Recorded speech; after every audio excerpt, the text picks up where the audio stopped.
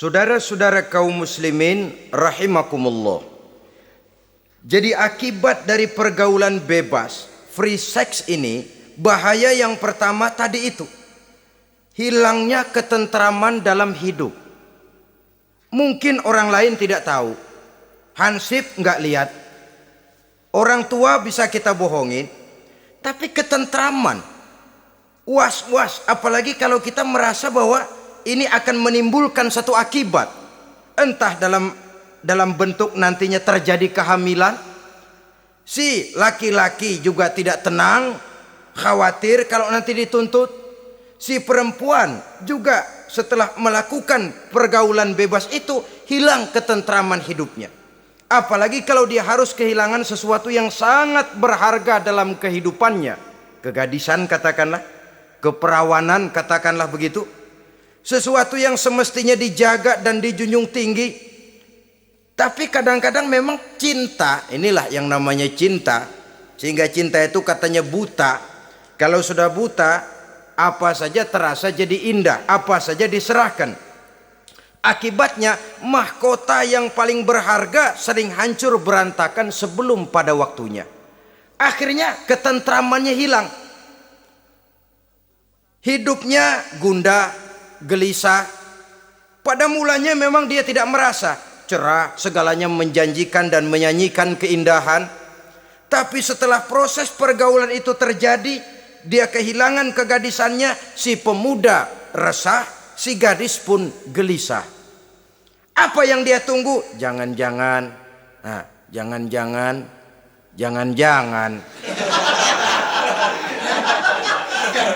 Ini biasanya tanggal segini sudah keluar, ini kok belum. Waduh, jangan-jangan.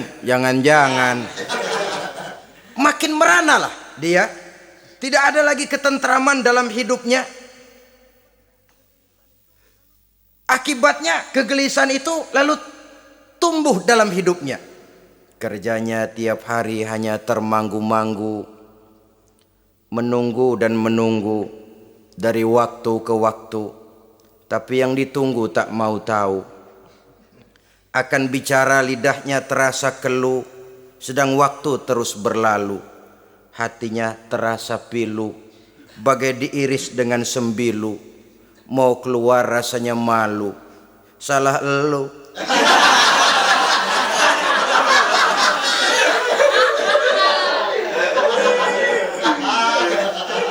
Iya toh, salah elu. Ngapa nggak sabar nunggu pengulu?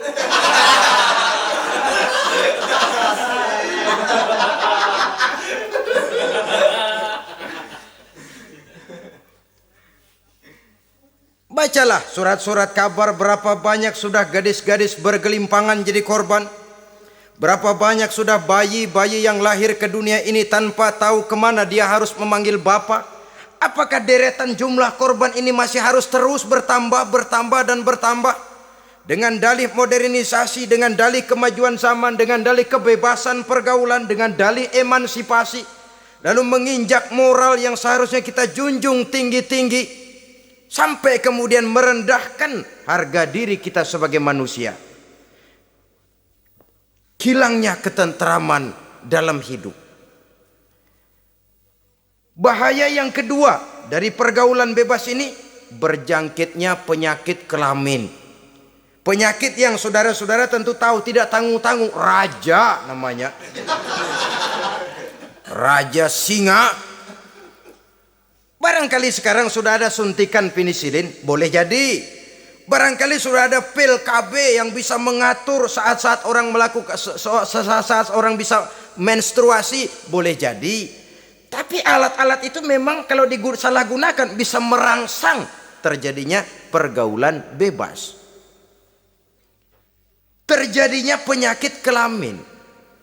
Pada lain segi, saudara lihat saja, sering dicontohkan, kalau pagi-pagi PLN bikin pengumuman, nanti malam listrik akan mati total seluruh kota.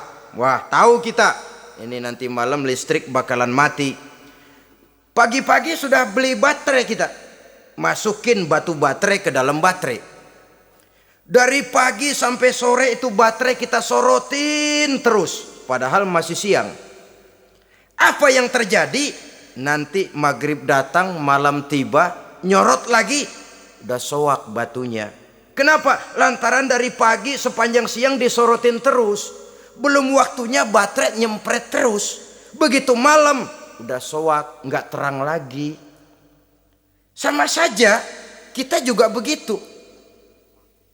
Belum nikah dipakai terus. Mumpung masih siang nyorot terus baterai. Itu nanti kalau sudah malam masuk pintu pernikahan, baterai bisa soak. Mau nyorot lagi lah, remeng-remeng. Udah nggak punya daya begitu masuk pintu pernikahan, cuma celam-celam doang, saudara-saudara. Kata orang-orang bisa assalamualaikum doang, nggak masuk, keluar lagi udah.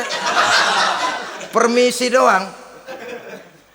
Saudara hadirin yang saya hormati, jadi itu juga termasuk satu jenis penyakit yang nantinya tentu akan merusak dan mengganggu keharmonisan hidup berumah tangga.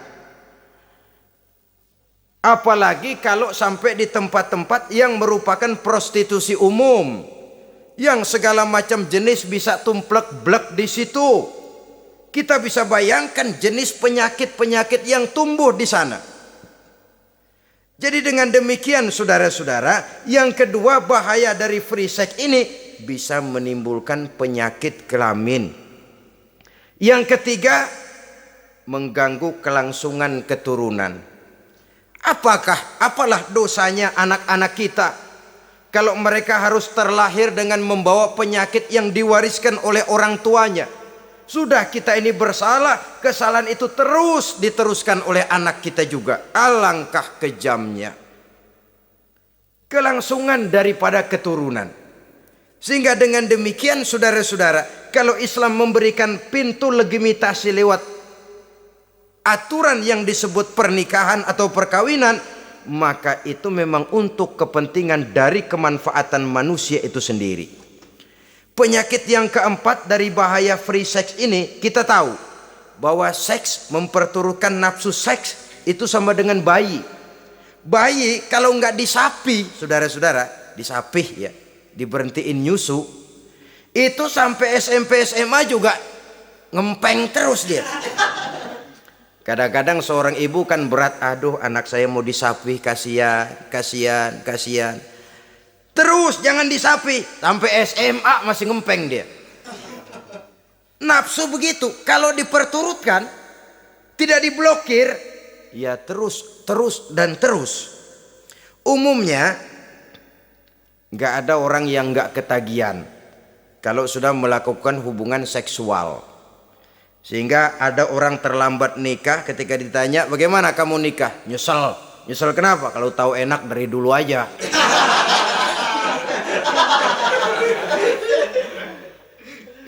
Nah, sekarang kecanduan terhadap hubungan seksual ini akan membawa dampak tadi. Pertama, dia lari ke tempat prostitusi kalau ada uang. Andai kata pun dia kaya, ini jelas mengganggu ekonomi rumah tangganya, setidaknya ekonomi keluarganya. Kalau dia tidak termasuk orang kaya, dia bisa melakukan perbuatan negatif. Sepatunya dia jual dulu, celananya digade dulu. Celana lu nih apalah gue ngebut banget nih.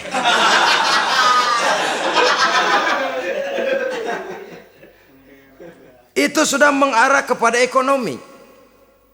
Belum lagi penyakit yang kelima, bahwa free sex ini bisa membawa kehancuran karier.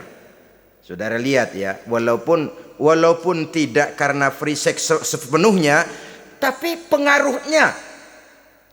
Konon Julius Caesar yang begitu gagah perkasa takluk dan bertekuk lutut di bawah kaki Cleopatra. Konon Napoleon Bonaparte, singa daratan Eropa, luas kekuasaannya, besar tentaranya, dia tunduk di bawah kaki Margaret Josephine. Bahkan konon Adolf Hitler yang begitu luar biasa cuma tunduk kepada Eva Braun. Baiklah, itu sejarah masa lalu. Yang sekarang yang kita alami, saudara, betapa seorang senator seperti Gary Hart, calon presiden unggulan di Amerika, brilian, jenius, cerdas, diunggulkan, masih muda. Betapa calon presiden ini harus mundur dan hancur karier politiknya cuma karena skandalnya dengan seorang hostess bernama Donna Rice.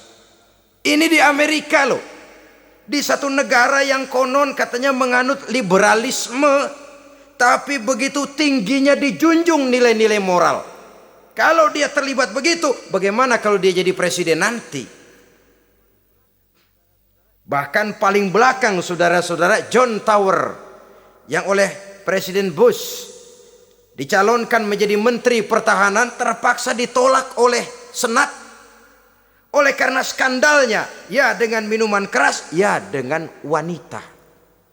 Saya katakan lagi, ini di negara yang kita katakan, kita tuding sebagai negara liberal, di negara yang menganut mudah-mudinya pergaulan bebas, entah nilai moral dituntut sedemikian luhur sehingga seorang bisa mengundurkan diri dari calon presiden karena terlibat skandal. Di Inggris pernah juga kejadian, di Italia pernah juga kejadian, seorang perdana menteri terlibat skandal dengan seorang pramugari pesawat udara, sampai kemudian dia dan seluruh kabinetnya membubarkan diri. Kehancuran karier. Karena bagaimanapun lemahnya wanita, perempuan sekalipun lemah, saudara-saudara, lelaki yang bagaimana gedenya juga dia telan. Itu namanya perempuan, saudara-saudara. Seseorang bisa bangkit ke panggung sejarah memegang peranan. Dari yang tidak pernah diperhitungkan bisa menjadi kekuatan yang diperhitungkan pun karena perempuan. Tapi seorang pun bisa ambles di telan perut sejarah juga karena perempuan. Kehancuran karier. Sebab pangkat yang tinggi, badan yang sehat bukan merupakan jaminan bahwa seseorang akan mampu menghadapi bujuk rayu dari seorang perempuan. Saudara-saudara kaum muslimin rahimakumullah. Oleh karena itu, mari sayangi diri, sayangi karier, sayangi ekonomi rumah tangga. Bertahun kita pergi pagi pulang sore, peras keringat cari nafkah, menghidupi anak dan istri. Haruskah dia jadi hancur cuma oleh karena kecanduan kepada pelacur misalnya? Memang yang namanya pelacur tentu saja memikat, mempedaya, mempesona. Saudara-saudara kaum muslimin rahimakumullah. Karena apa? Karena yang dicari uang, mereka toh dagang. Taktik orang dagang tentu harus mampu memikat pembeli. Jangan lalu merasa senang, waduh nih malam mujur banget nih, ngapa? Dapat yang baik banget sama gue. Waduh ramah lagi orangnya. Udah endah aja udah. Ya wajar saja namanya orang dagang. Sehingga orang-orang tua dulu punya pepatah, kalau Anda termasuk orang yang jarang senyum, jangan jadi pedagang. Pedagang wanyun mulu, siapa yang betah beli? Itu kan termasuk psychology of salesman. Memang caranya orang dagang yang mesti begitu. Dia membujuk, dia merayu, dia mempedaya, dia mempesona. Jatuh kita ke kerayuannya, sulit untuk bangkit kembali. Karena itu jangan dibiasakan. Yang sudah terlanjur tidak ada terlambat untuk menarik diri. Adalah lebih baik kita gila dulu baru benar daripada benar dulu baru jadi orang gila. Kalau orang gila mau benar, ini gampang ngaturnya.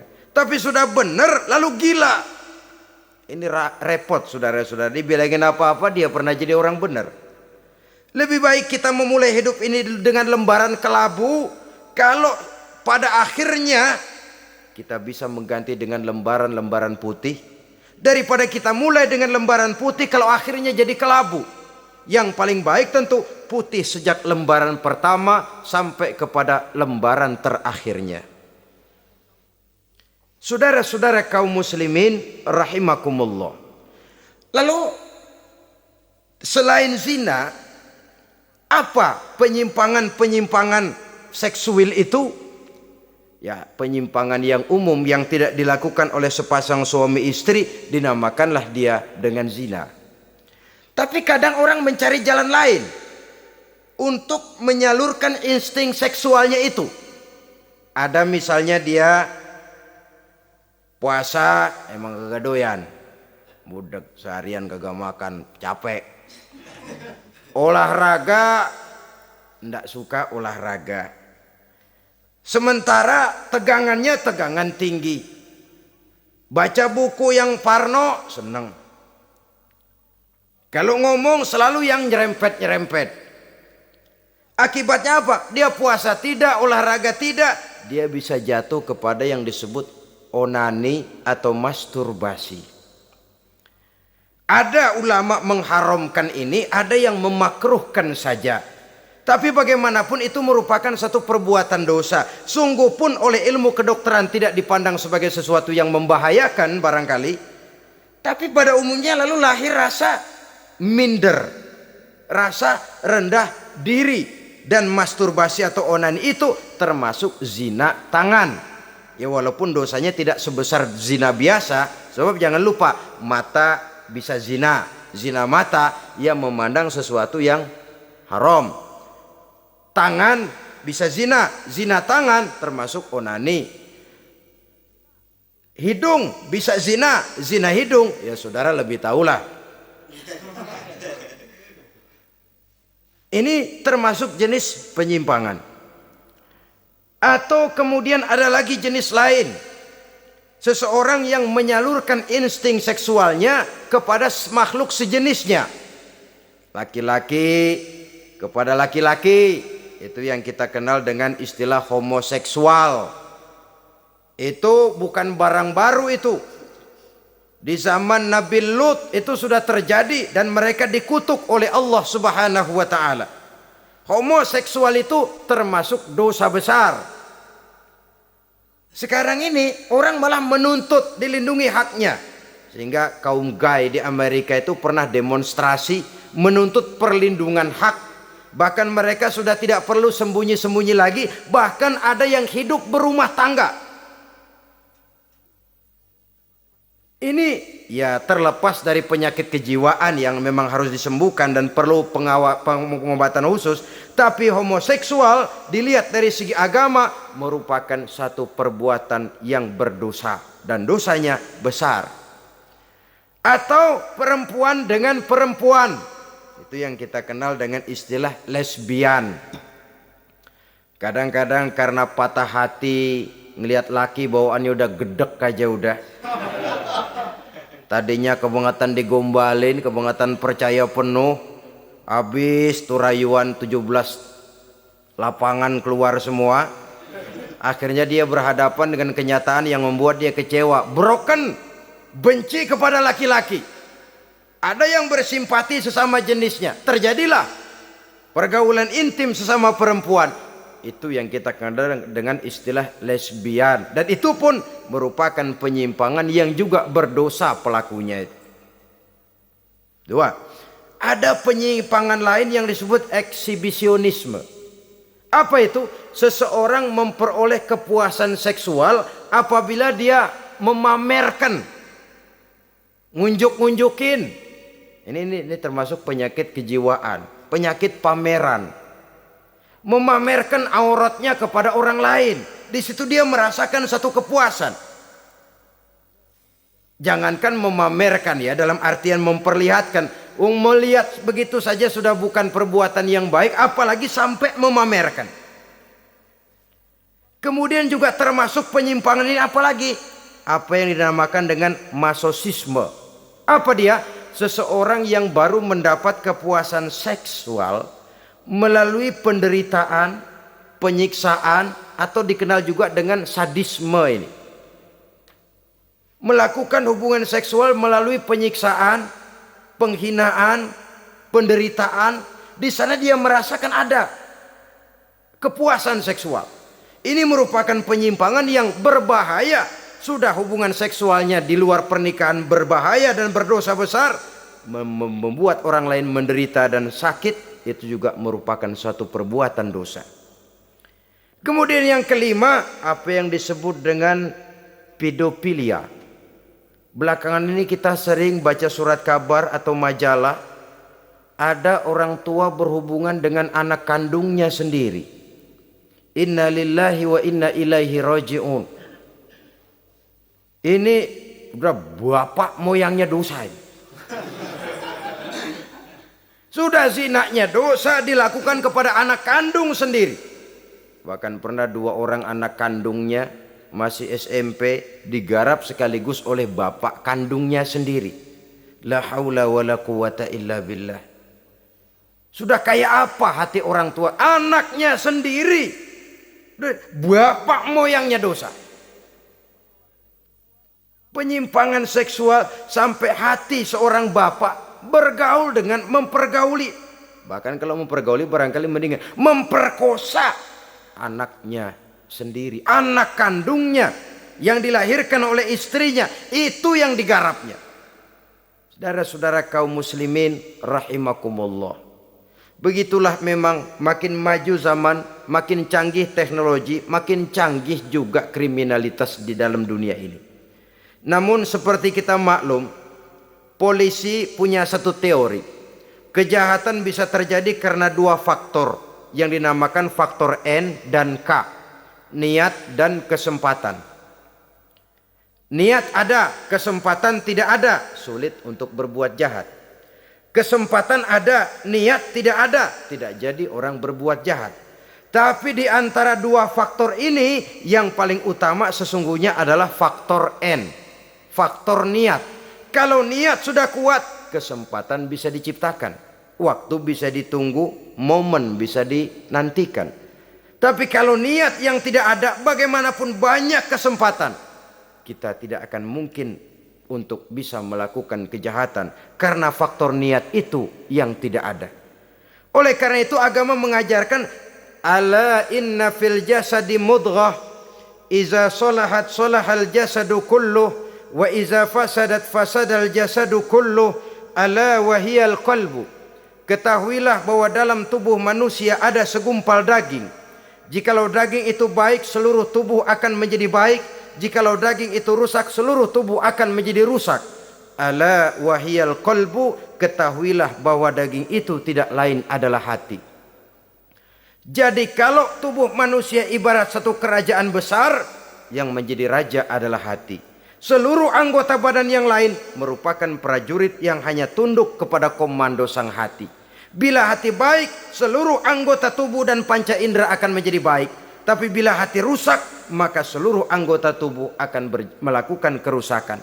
Tangan akan melakukan kerusakan, kaki akan berjalan ke tempat yang rusak, lidah akan membicarakan yang rusak, mata akan memandang yang rusak, telinga akan mendengar yang rusak, dan selanjutnya karena hati memang sudah kotor.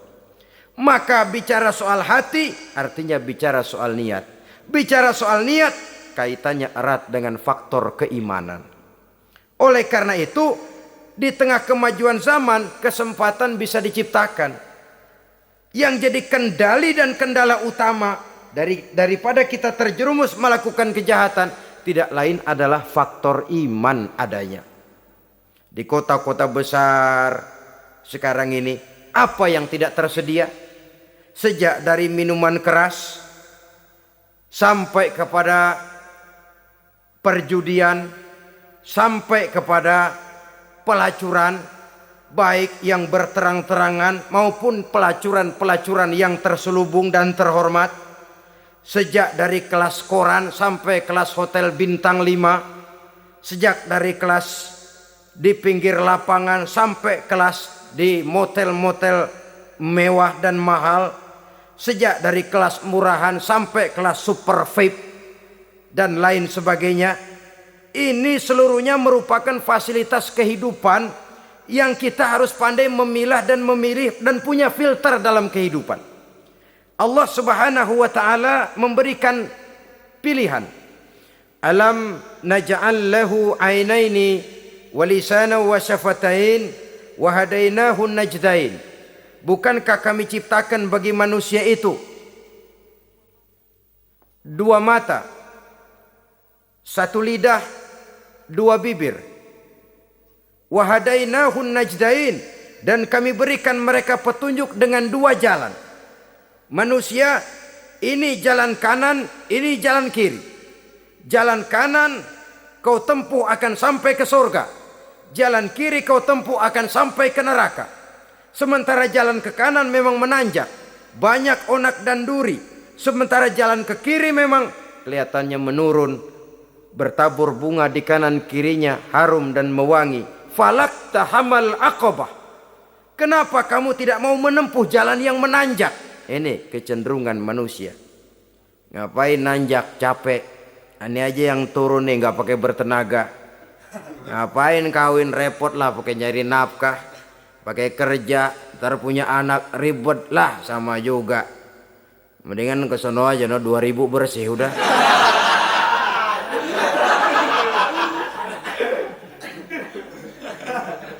Falak tahammal aqabah. Mengapa kamu tidak mau menempuh jalan yang nampaknya menanjak ini, padahal di ujungnya menanti pancaran sinar kebahagiaan?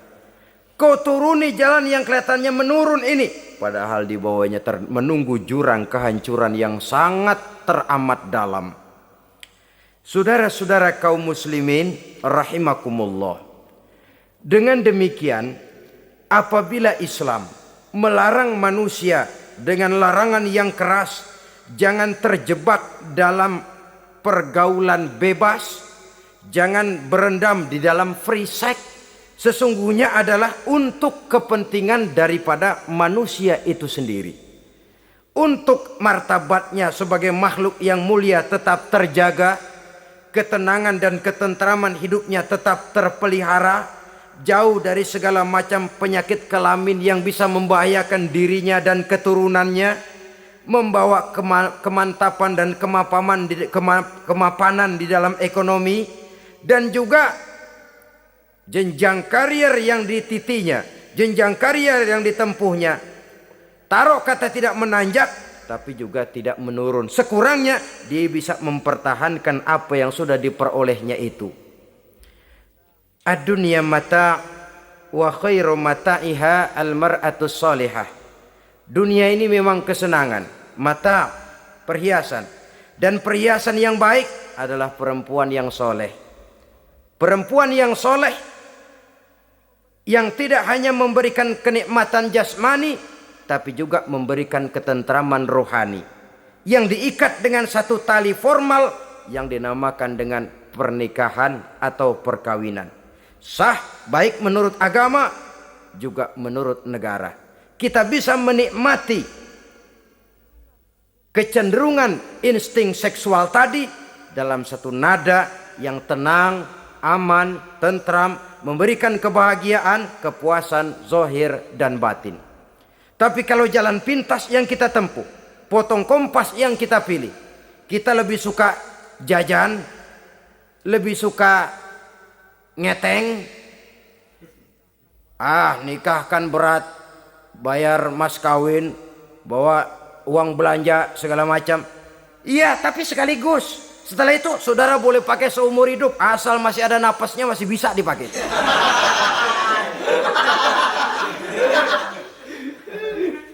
Tapi apabila potong kompas tadi, jajan yang kita tempuh kelihatannya memang ringan, 2000, ya mendingan dikit 5-10 ribu. Atau kalau sudah kelas VIP bisa ratusan bahkan jutaan, sekali, 2 kali, 3 kali. Kalau dihitung-hitung bangkrut nggak karu-karuan kita. Maka agama ini diturunkan untuk kepentingan manusia guna membawa kebahagiaan hidup sejak dari dunia sampai ke akhirat. Kepada adik-adik remaja, para pemuda, jika sudah mampu memberikan nafkah, laksanakanlah pernikahan atau perkawinan. Jika belum mampu, maka jauhilah hal-hal yang dapat menimbulkan rangsangan seksual. Boleh dengan jalan berpuasa, memperbanyak olahraga, menggiatkan studi-studi klub, diskusi dan sebagainya. sehingga kita selamat dari arus pergaulan bebas yang akan merendahkan martabat kita sebagai manusia. Inilah yang kita bicarakan pada pertemuan kali ini. Terima kasih atas segala perhatian, mohon maaf atas segala kekurangan. Usikum wa nafsi bitaqwallah. Wassalamualaikum warahmatullahi wabarakatuh.